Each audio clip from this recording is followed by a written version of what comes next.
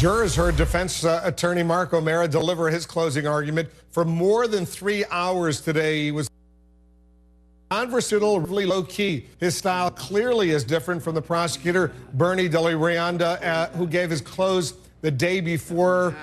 He was very, very different. Watch this. Yeah. He's got 2 flashlights. He's got a gun. This kid is the one that's scared because this guy's following him.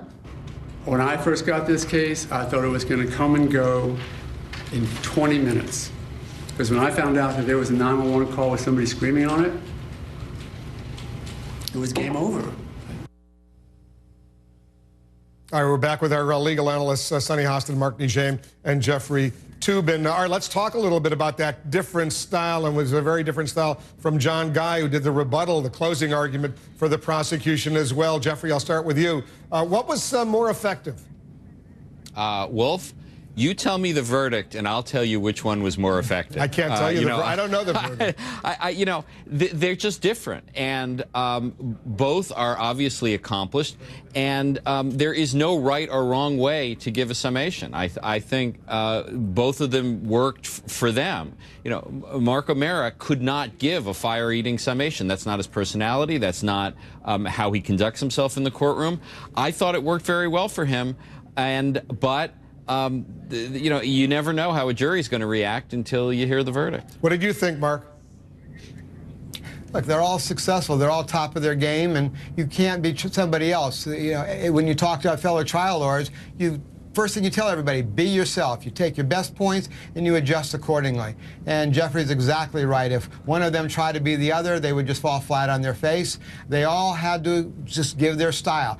Do I think that it would have been a little bit more effective if O'Mara had been a little bit more passionate on some of the points that he wanted to drive home? Yes, because I think that nobody in the normal circumstances just listens to somebody talk at them for 3 hours. There was a bit of a break, but I mean, it's just not natural to have a 3-hour just where it's a monologue and you're just staring at somebody talking to you. So I do think that needed to be mixed up a little. I think that Bernie De La Rianda was a little too fiery and a little too rhetorical for a prosecutor. I think it needed to be a little bit more even-keeled. With all that said, those are their styles, and who am I to tell somebody else how to do things or how to change them up? We would all be a bit different if we were up there. So I think they are all at the top of their game for a reason. They all did a good job. Now it's up to the jury. He was professorial to a certain degree during much of those 3 hours, giving a lot of history, a lot of background. Sonny, Mark O'Mara we're talking about, and some of the stuff he was really getting in, shall we say, during the course of the 3 weeks trial in the weeds, but maybe his mission was to give those who wanted a not guilty verdict some ammunition.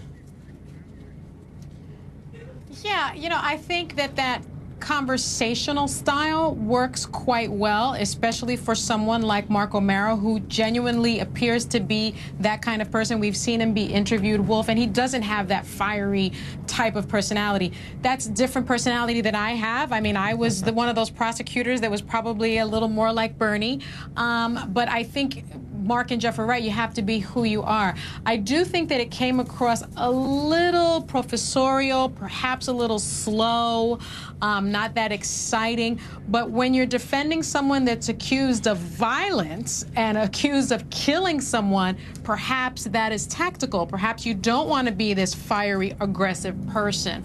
And I think Bernie could have put off some of the women because there were times when he was really very aggressive. John Guy, I think, struck the right balance. He was right between the two. His cadence was on, his delivery was on, he was appropriately feisty when he needed to be, he was quiet when he needed to be. I think he struck the perfect balance between the two personalities. And John Guy was the last lawyer that spoke to the jury before they went into their deliberations. Let's continue this conversation. We've already spoken a little bit about the attorneys, but what about the judge? Up next, how were specific instructions to the jury could sway the outcome. We're going to have some analysis of that also. First on CNN, what will George Zimmerman's life be like if he's acquitted? His attorney, Mark O'Mara, shares his thoughts in an interview with CNN.